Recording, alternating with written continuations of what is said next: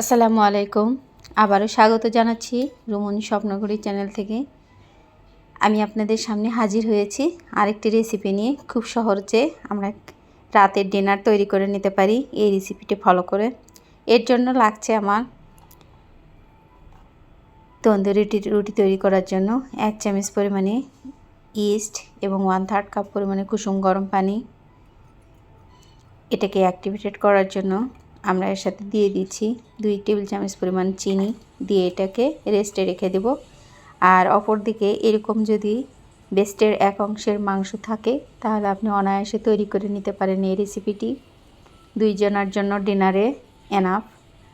আর এই রেসিপিটিতে আমি সব সময়ের জন্য ঘরোয়া উপাদানগুলোকে ব্যবহারের প্রাধান্য দিয়েছি যেন আমরা সহজেই সব সময় এটাকে তৈরি করে নিতে পারি। আর এর জন্য আমি মাংসগুলোকে চিকন চিকন করে কেটে নিচ্ছি। দেখুন, যতটা সম্ভব পাতলা করে কেটে নিতে হবে মাংসগুলোকে। পাতলা করে কেটে নিলে এখানে মশলাগুলো সহজেই বসবে। কাটা হয়ে গেছে দেখুন। এখন দিচ্ছি 1/2 চামচ পরিমাণে লেবুর রস, 1/2 চামচ পরিমাণে লবণ। অবশ্য আপনাদের স্বাদ অনুসারে দেবেন।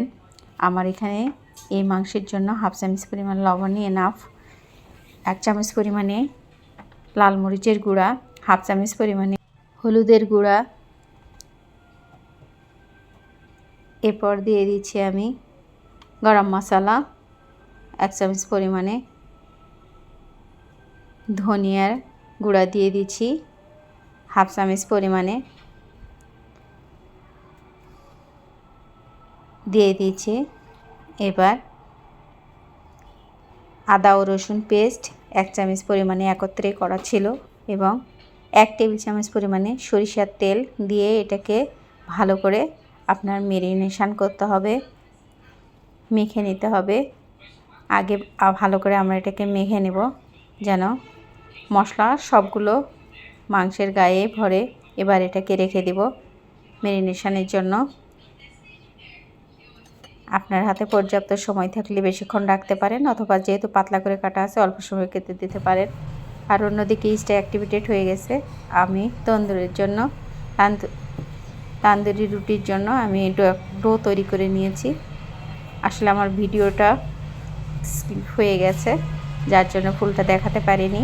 আমি এখানে 2 কাপ ময়দা নিয়েছি, 2 টেবিল চামচ তেল দিয়েছি, 1/2 চামচ পরিমাণে লবণ দিয়েছি এবং অ্যাক্টিভেটেড ইস্টটা এখানে দিয়েছি। দেওয়ার পরে মেখে নিয়েছি। তারপরে আমি 1/3 পরিমাণে কুসুম গরম দুধও অ্যাড করেছি। তবে আপনাদের প্রয়োজন অনুসারে করে নেবেন।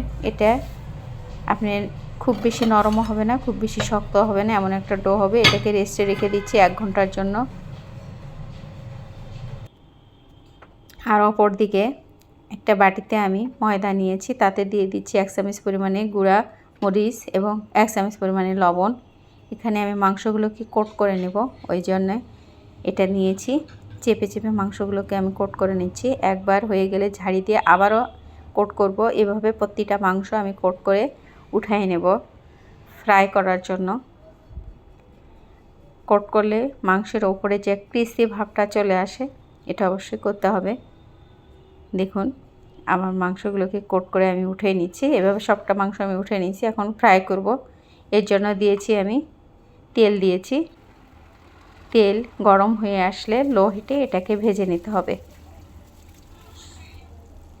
আর এটা হবে গোল্ডেন ব্রাউন কালার হলে আমরা এটাকে উঠিয়ে নেব। দেখুন, আমাদের কাঙ্ক্ষিত কালার চলে এসেছে। এরকম কালার হলে আমরা এই চিকেনগুলোকে উঠিয়ে রাখব। আর অন্য একটা প্যানে আমি দিয়ে দেব এখানে 2 টেবিল চামচ পরিমাণে তেল আর 1 টেবিল চামচ পরিমাণে রসুন। রসুনটা আলতো করে একটু 1 মিনিটের মতো হিটে দিয়ে ভেজে নেব এবং তারপরে অ্যাড করে দিব কিউব করা পেঁয়াজ। আমি এখানে বড় সাইজের একটি পেঁয়াজ নিয়েছি। পেঁয়াজ ভাজা যাবে না, জাস্ট একটু তেলের সাথে নেড়ে দিতে হবে এবং এই পর্যায়ে দিতে হবে সামান্য পরিমাণে লবণ শুধু পেঁয়াজের জন্য। এবং দিয়ে দিব 2 টেবিল চামচ পরিমাণে টমেটো সস এবং চিলি সস থাকলে আপনি এখানে অ্যাড করতে পারেন 1 চামচ পরিমাণে, কিন্তু না থাকলে মরিচের গুঁড়া দিয়েই হয়ে যাবে ইনশাল্লাহ। আর দিয়ে দিচ্ছি চিকেনগুলোকে। বেশি ফ্রাই করা যাবে না, জাস্ট নাড়িয়ে নিতে হবে। এবং এই পর্যায়ে আমরা দিয়ে দিব টালা ধনা ও জিরার গুঁড়ো একটু এবং হাফ চামচ পরিমাণে লেবুর রস। এটাকে দিয়ে আমরা নামিয়ে দেব। হয়ে গেছে চিকেন। এখন চলুন আমরা তান্দুরিগুলো তৈরি করে নিই। এর জন্য দেখুন 1 ঘন্টা পরে এই অবস্থা।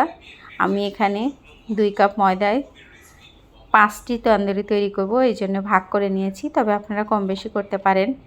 আর এইগুলোকে হালকা করে বেলে নিতে হবে। দেখুন সামান্য পরিমাণে আটা দিয়ে এটাকে পাতলা করে বেলে নিতে হবে।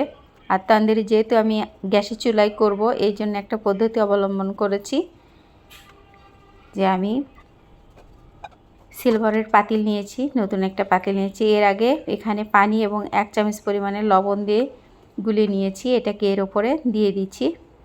এক পাশে দিয়ে দিব যে পাশটা আপনার পাতিলের সঙ্গে লেগে থাকবে। দেখুন এটাকে এখন, হ্যাঁ আপনি ব্রাশ দিয়েও দিতে পারেন। এরপর হিট হয়ে গেলে দিয়ে দিচ্ছি। এই সময় হিটটা একটু কমিয়ে দিতে হবে, হাই হিট দেওয়া যাবে না, তাহলে নিচে পুড়ে যাবে। দেখুন কত সুন্দর ফুলে উঠবে। দেখুন আপনি নিমিষেই এভাবে বাসায় তান্দুরি তৈরি করে নিতে পারেন। এক্ষেত্রে আপনার বেড়ি দিয়ে পাতিলটা ধরে সহজে আপনি উল্টেও নিতে পারেন, ঝামেলা কম থাকে। অনেক সময় আপনার তাওয়াতে দিলে উল্টাতে কষ্ট হয়, কিন্তু এভাবে যদি আপনি দেন উল্টাতে আর কোনো সমস্যা হবে না। এই যে হয়ে গেল আমার তান্দুরি। এভাবে আমি একে একে সব তান্দুরিগুলো ভেজে নিয়েছি। আমার এখানে 5টা তান্দুরি হয়েছে 2 কাপ ময়দায়। রেডি হয়ে গেল আমার চিলি চিকেন ফ্রাই আর তান্দুরি। রাতের খাবার রেডি। এই রেসিপিটি যদি আপনাদের ভালো লাগে আমার চ্যানেলকে সাবস্ক্রাইব করবেন, লাইক করবেন, পাশে থাকবেন। আল্লাহ হাফেজ।